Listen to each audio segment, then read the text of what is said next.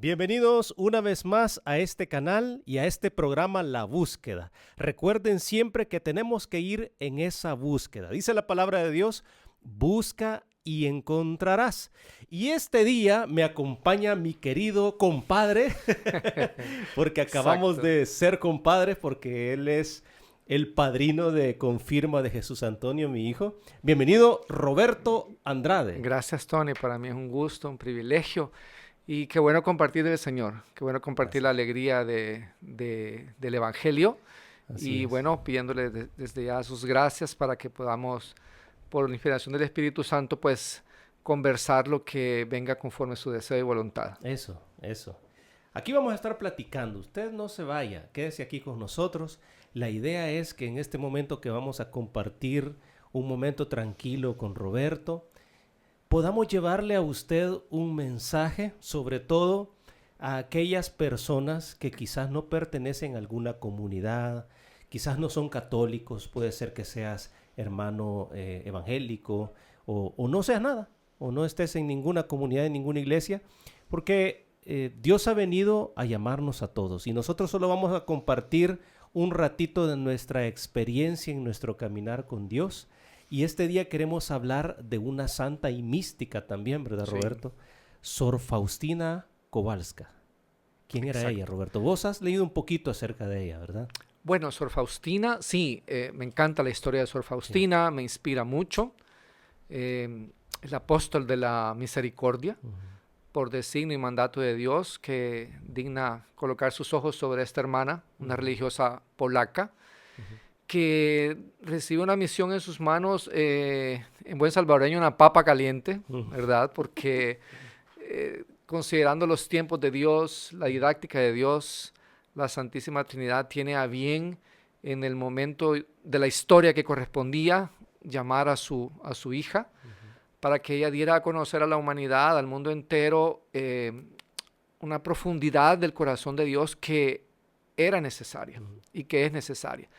Y le encomienda a Sor Faustina la misión de divulgar y de dar a conocer la misericordia. Ujú. La palabra de Dios es bastante clara. La palabra de Dios dice que nosotros ahí ya tenemos en la Santa Biblia todos los recursos necesarios para nuestra salvación y que eso sería suficiente y es suficiente. Mas, sin embargo, no todo el discernimiento y la claridad han sido reveladas a los hombres.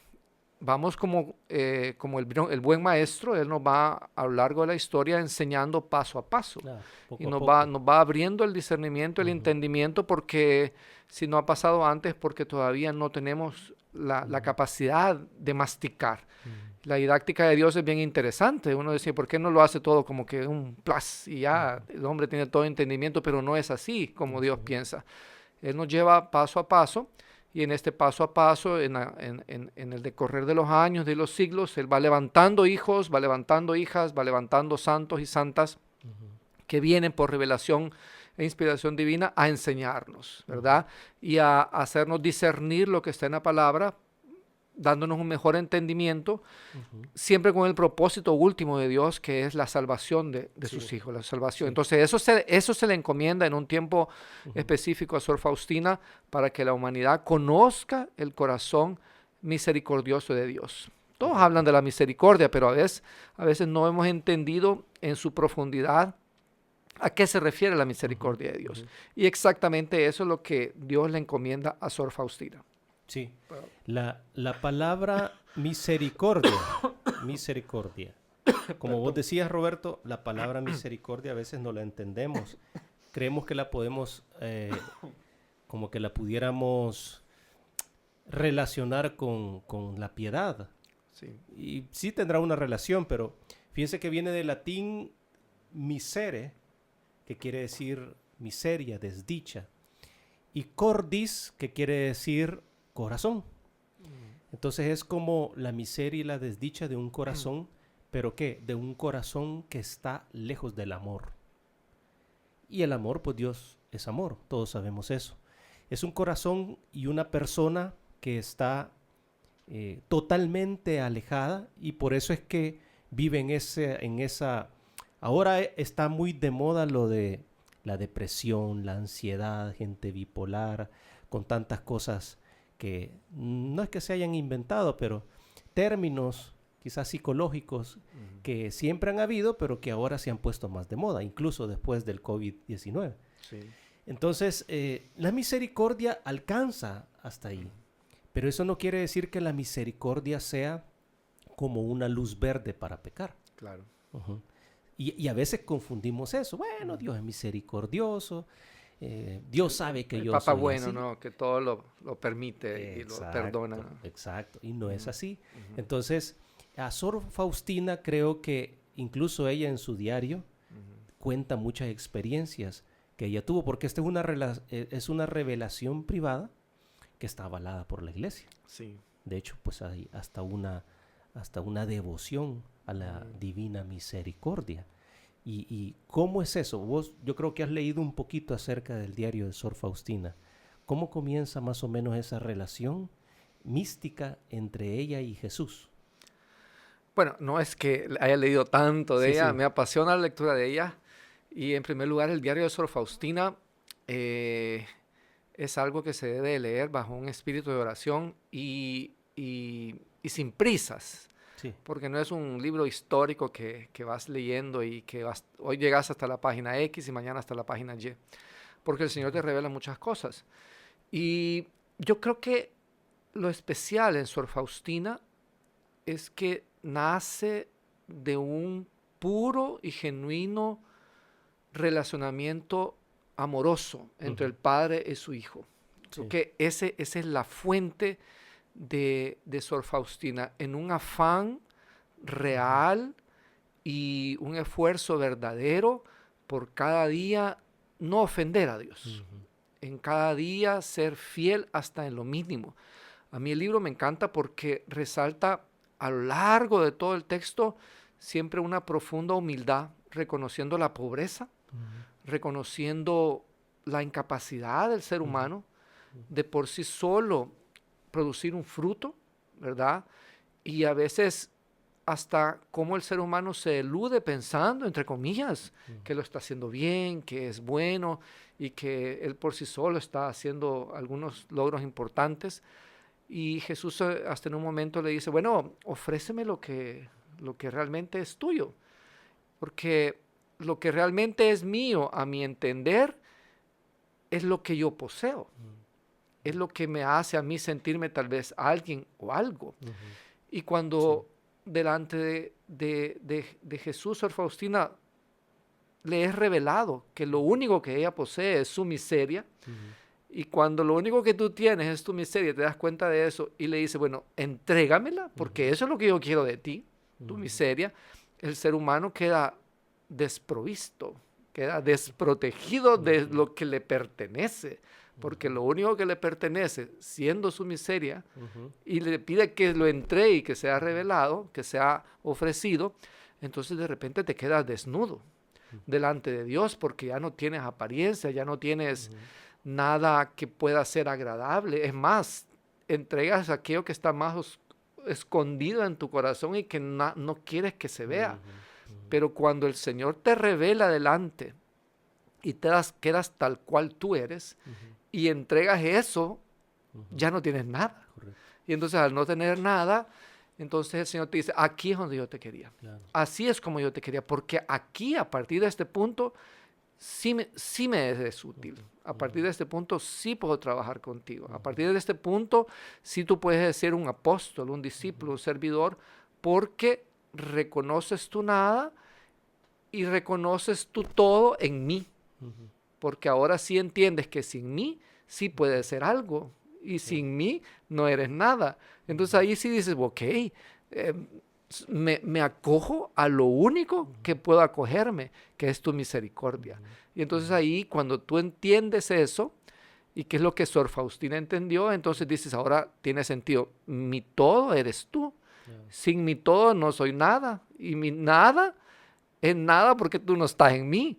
Entonces me parece súper interesante llegar a ese reconocimiento delante de su fragilidad y de su pobreza, porque ahí sí Sor Faustina podía ser un siervo útil. Claro, ella dejó que Dios entrara en lo más profundo. Fíjate Claro. que a mí se me viene como cuando vos estabas hablando, como yo pienso, el ser humano es tripartito, e incluso en psicología se ve también que el ser humano tiene consciente, inconsciente y subconsciente. Sí. Entonces ahí se ve las tres partes, igual que la Santísima Trinidad. Santísima.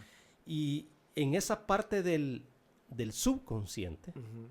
yo creo que todos tenemos muchas cosas guardadas, como una gran casa con muchas habitaciones, en la cual en cada habitación yo voy guardando recuerdos de mi historia pasada, de cosas que me causaron dolor, que me defraudaron, que me traicionaron, que yo defraudé, que yo traicioné.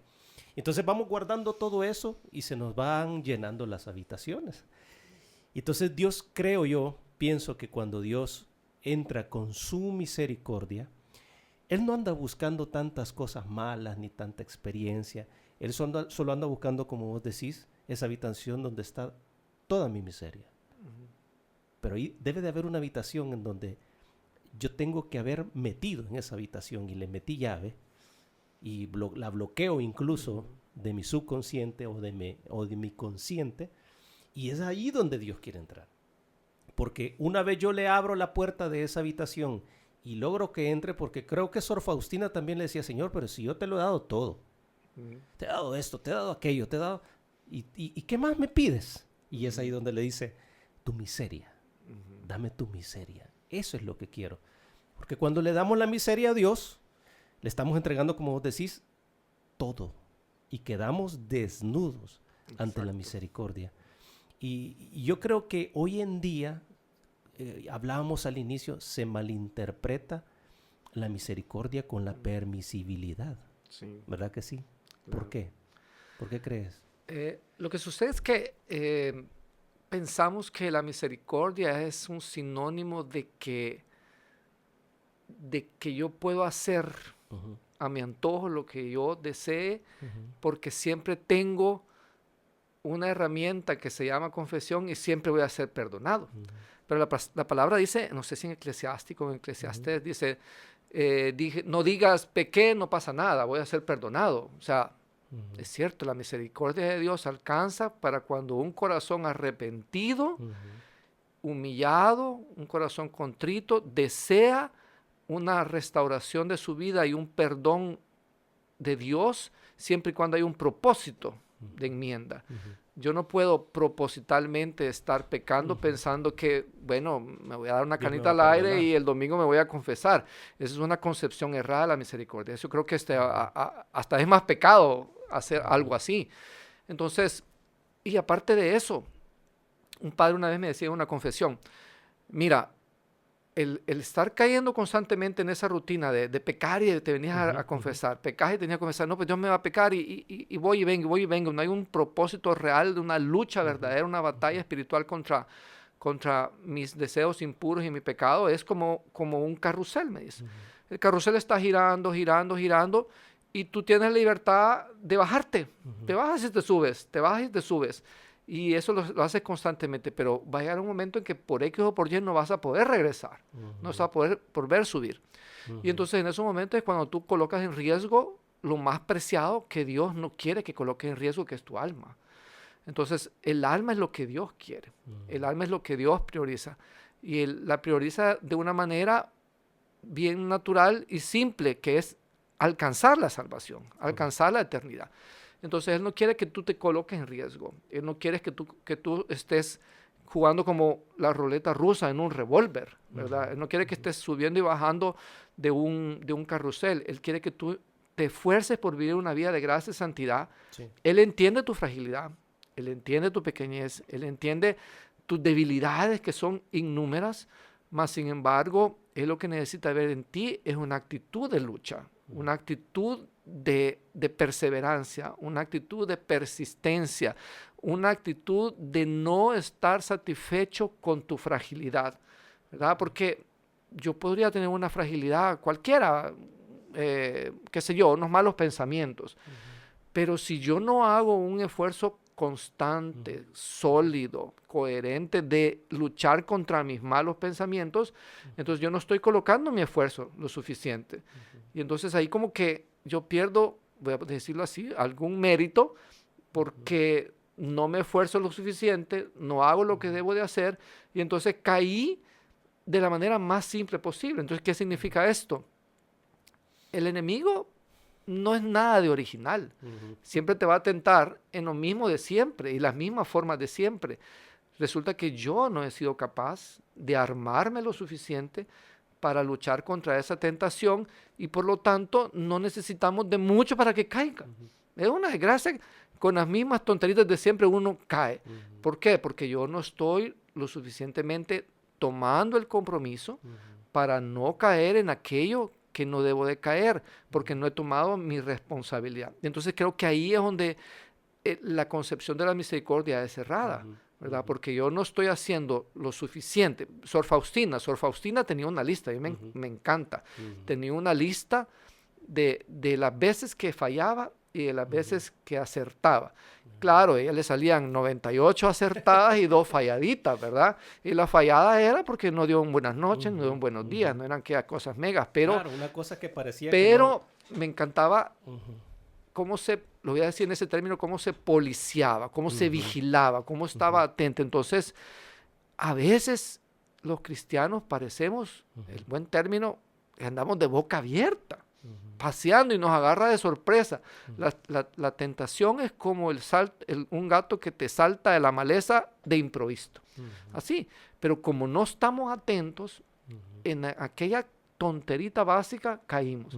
Y es eso lo que el Señor quiere despertar en nosotros, un espíritu de alerta, un espíritu de constante oración. Dice la palabra de Dios, si usted está de pie, pues si se cree fortalecido, ore para no caer en la tentación. Ore siempre, en un espíritu constante, constante, para que no seas fácil para caer. Entonces, cuando tú estás en ese ambiente de observación, de propia y del medio ambiente, y donde es más difícil caer, pero por una debilidad propia del ser humano, X o Y razones, caíste, entonces con un dolor propio del alma, de tristeza de haber ofendido al Señor, tú vas y te vas a confesar y el Señor te va a acoger. Y la misericordia es tan excelente y tan maravillosa que tenés la certeza que en ese ambiente de arrepentimiento y dolor vas a ser acogido y vas a tener nuevamente la oportunidad de recaminar. Pero lo que el Señor realmente no quiere es que nosotros seamos cristianos lights, ¿verdad? Cristianos que bueno, no pasa nada, ¿verdad? Yo no prefiero pasar en la televisión, prefiero pasar haciendo cosas que no corresponden, aunque no sean cosas malas, pero que no me fortalecen en la fe. Sí. Entonces eso es un punto bien importante que hay que considerar. Yo leía y estuve buscando la cita y no la encontré lamentablemente en el diario, que explica a Sor Faustina que el alma del ser humano siempre está protegida por Dios, siempre, incluso en los momentos de oscuridad, de tristeza, de desierto, siempre está protegida por Dios. Pero decía, está protegida o ya sea por su misericordia o está bajo las manos de la justicia, ¿no? Del juicio. Entonces esto es bien interesante porque escuchaba también al padre Fortea hablando de esto. Y que es exorcista. Es exorcista y al principio me cayó como un balde de agua helada, pues, porque yo también era bien romántico en esto de la misericordia, pues, y yo decía, bueno, la misericordia, el Señor, me voy a morir y lo que ya hice y queda a tu misericordia lo que venga después, ¿verdad? Pero el padre Fortea fue muy, muy tácito, muy claro en decir, no hay ningún tan solo acto contrario a lo que Dios dice, o en otras palabras, no hay ningún tan solo pecado que hayas cometido en tu vida que escapará al juicio divino, ¿verdad? Y entonces también en la palabra dice, bueno, hagan esfuerzos por salvarse, por llevar una vida buena, porque todavía es tiempo, dice, porque todavía hay espacio para.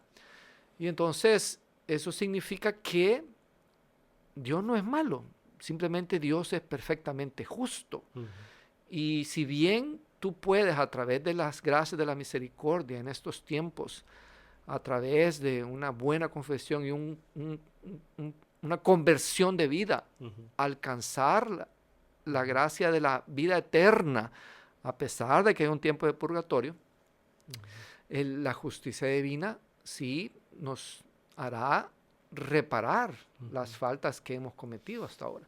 Sí. Y entonces ese es un llamado muy fuerte, porque realmente el ser humano, y voy a ocupar un término que se ocupa en portugués, después lo explico, tiene saudades del pecado. ¿Qué es eso? Eso significa que la carne del ser humano tiene nostalgia del error y del pecado, y te llama y te seduce. Y decía, ay, una canita al aire, pues, porque para la carne es rico, es delicioso el pecar. Y vienen en los periodos de fragilidad espiritual el recuerdo, ¿ya? Viene la nostalgia de aquel placer mundano que te seduce y que lo siente bien tu carne.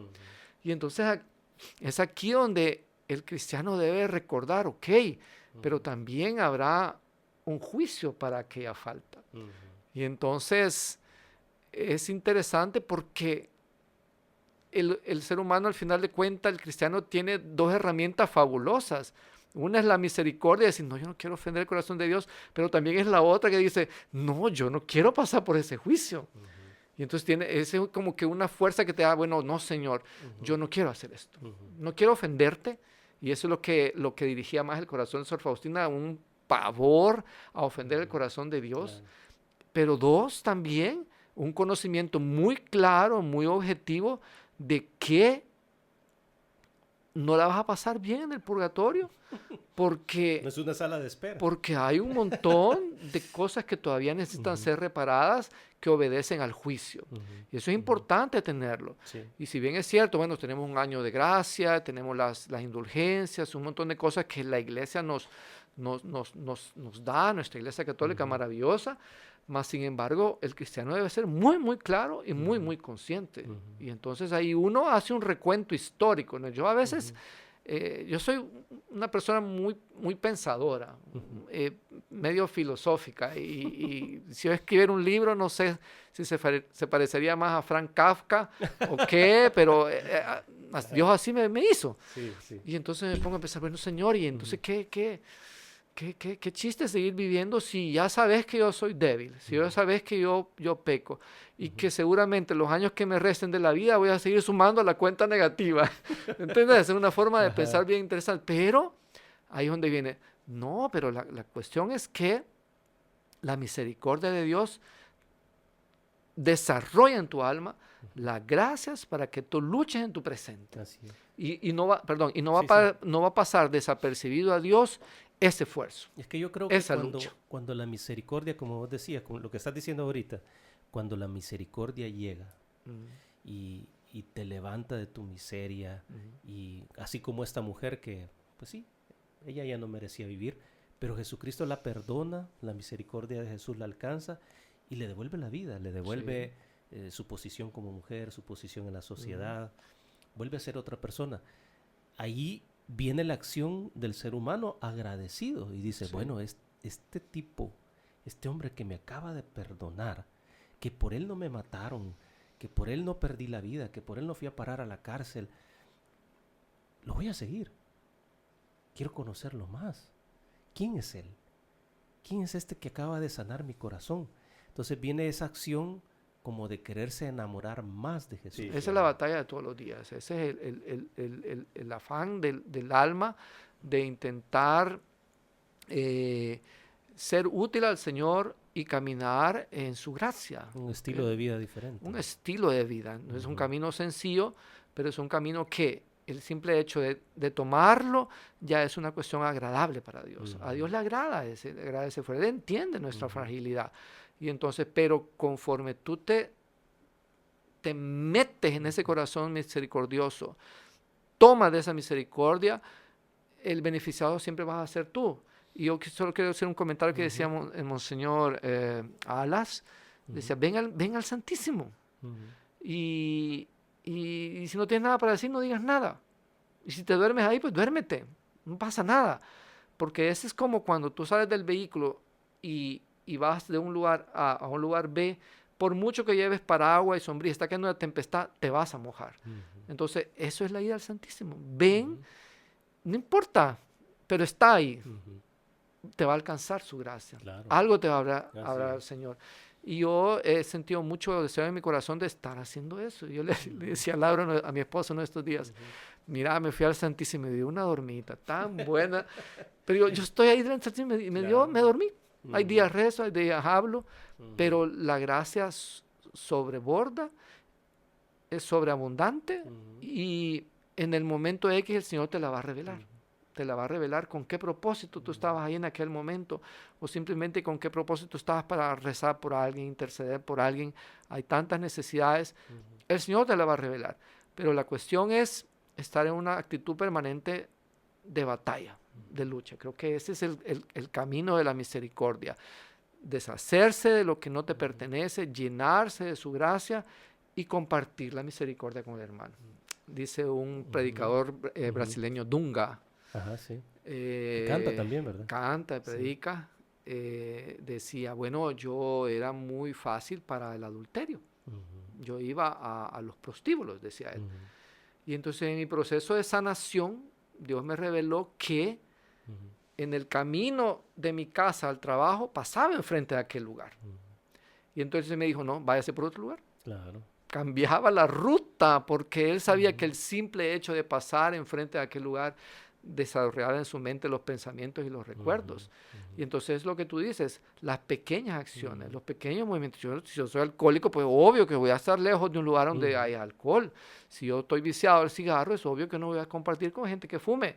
Y así eso aplica para todo, ¿verdad? Si me reúno con mis compañeros solo a criticar y a hablar y a chambrear, entonces es obvio que tengo que alejarme. Claro. Entonces el Señor, ahí es donde nos da el discernimiento de las pequeñas luchas donde nosotros tenemos que actuar. Y hoy estamos viendo una sociedad complicada, porque estamos viendo una sociedad adolescente. Y entonces nosotros sabemos que la adolescencia es un estado de inmadurez. Claro. Emocional, psicológica, pero hoy la sociedad se quiere quedar así, en una sociedad adolescente que no quiere madurar. Una democracia adolescente también. Exactamente. ¿Cómo va a elegir algo bueno?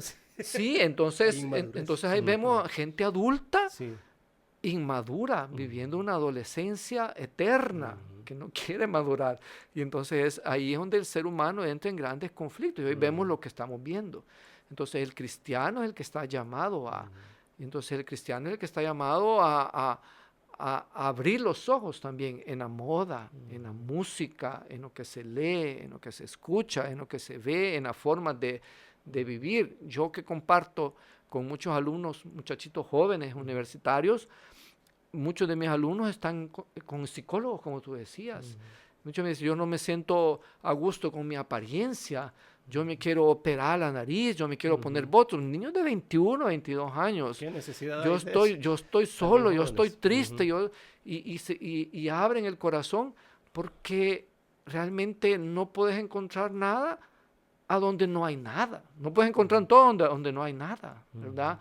Entonces, si te vas al mundo, lo que vas a encontrar es vacío, ¿verdad? Y entonces el mundo está carente, está necesitado de Dios, ¿verdad? Entonces es necesario compartirle a las personas, compartir de la misericordia para que las personas entiendan que existe algo, que existe sí una luz que te puede conducir y dirigir y llenar tu vida, porque no hay otra forma de llenar. Queremos terminar, Roberto. Yo quisiera una pequeña oración y con eso terminamos este programa acerca de la misericordia.